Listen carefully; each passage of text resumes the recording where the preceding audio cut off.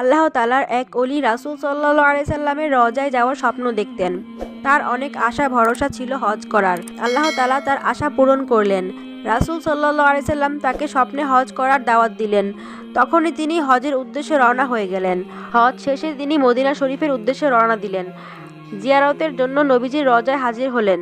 আবেগময় কণ্ঠে দুটি কবিতা পাঠ করলেন। ইয়া রাসূলুল্লাহ, দূরে থাকাকালীন আমার মন আপনার রওজায় পাঠিয়ে দিতাম। মন এসে আমার প্রতিনিধি হয়ে পবিত্র জমিনকে চুমু খেয়ে যেত।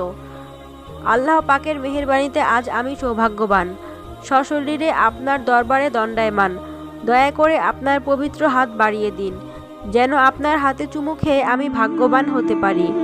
আমি ধন্য হব যখন আপনার হাত মুবারকে চুমু খাবো। আবেগমাখা কবিতা শেষ হলো। সঙ্গে সঙ্গে রওজা শরীফ থেকে পবিত্র হাত ঝলক দিয়ে উঠল। উপস্থিত সব মানুষ রাসূল সাল্লাল্লাহু আলাইহি সাল্লামের হাত দেখে ধন্য হলো। আল্লাহর ওলি নবীজির হাত মুবারকে চুমু খেলেন, তারপর নিজ গন্তব্যে চলে গেলেন। ভিডিওটি ভালো লাগলে চ্যানেলটি সাবস্ক্রাইব করুন এবং লাইক দিয়ে পাশে থাকুন।